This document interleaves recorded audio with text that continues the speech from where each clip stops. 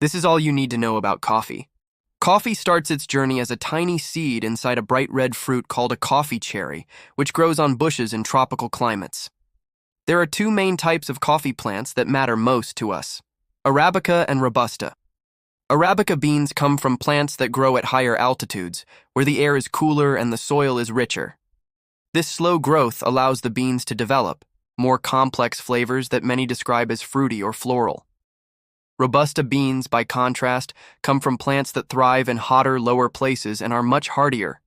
They grow faster and contain nearly twice as much caffeine, which is actually a natural pesticide to protect the plant from insects. That's why Robusta tastes more bitter and stronger. It's built to survive harsh environments. When the green coffee beans are harvested, they don't smell or taste anything like the coffee we know. Roasting is where the magic and chemistry happen. Heating the beans to around 200 degrees Celsius starts a series of chemical reactions called the Maillard reaction and caramelization. These reactions break down sugars and proteins inside the bean, creating hundreds of new compounds that give coffee its aroma and flavor. The roasting level affects everything. Light roasts preserve more of the bean's original fruity and acidic flavors. Medium roasts balance sweetness and body, and dark roasts develop smoky, bitter notes due to longer heat exposure. Interestingly, light roasts usually have slightly more caffeine by volume because caffeine is broken down a little during long roasting.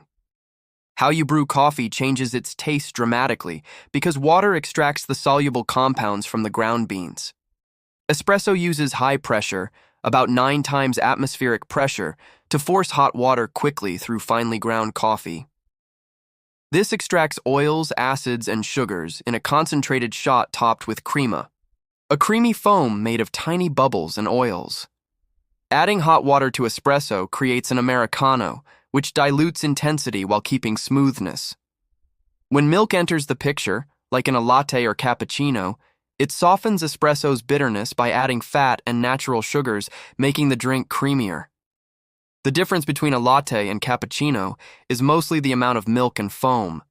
Cappuccinos have equal parts espresso, steamed milk, and foam, creating a lighter texture. Flat whites, originating in Australia and New Zealand, use less milk and more microfoam that's very fine, velvety bubbles to keep the coffee's strong flavor but with a smooth finish. Cold coffee drinks have their own science. Iced coffee is simply brewed hot coffee poured over ice. But as the ice melts, it dilutes the flavor. Cold brew, on the other hand, is made by steeping coarsely ground beans in cold water for 12 to 24 hours. Because cold water extracts fewer acidic and bitter compounds, cold brew tastes smoother and less sharp than hot coffee. Despite being cold brew can actually have more caffeine because of the longer extraction time and higher coffee-to-water ratio. Coffee is enjoyed in many different ways all over the world, each country adding its own unique flavor and tradition. Italy, for instance, is the home of espresso, where people typically drink it quickly at a bar, especially before noon, avoiding milk-based drinks later in the day. In Turkey, coffee is brewed in a special pot called a kesve, unfiltered and thick, often enjoyed slowly with sugar and sometimes linked to fortune-telling rituals. Sweden's fika is a social ritual combining coffee, cake, and conversation, offering a peaceful pause in daily life. Vietnam adds sweetened condensed milk to strong drip coffee, served over ice, creating a delicious balance of bitter and sweet flavors. Ethiopia, coffee's birthplace, celebrates the bean with elaborate ceremonies that can last hours, emphasizing community and respect for the process. The modern third-wave coffee movement treats coffee like a fine wine or craft beer. It focuses on single-origin beans, meaning the coffee comes from one specific farm or region, so you can taste unique flavor profiles tied to soil, climate, and farming methods. Brewing methods become an art form, with pour-over techniques giving baristas full control over water temperature, flow rate, and extraction time to highlight subtle flavors. Latte art, those beautiful swirls and patterns made in steamed milk, add a visual pleasure that reflects care and craftsmanship. If you're new to coffee or feel overwhelmed by choices, start with what suits your taste. Want something strong and intense? Espresso or cold brew will give you that punch. Prefer smooth and creamy?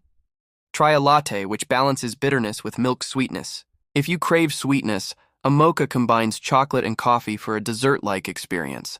And if you're adventurous, explore cultural classics like Turkish coffee or try different brewing styles like pour-over or French press. Remember, coffee is personal. There's no right or wrong way, only what you enjoy. So next time you hold your cup of coffee, think about its journey. From a tiny seed in a tropical mountain, through complex chemical changes in roasting, to your perfect brew, every sip is a story of science, nature, and culture combined. That little cup isn't just a drink. It's the whole world in your hands. If you find this helpful, hit the like button and consider subscribing.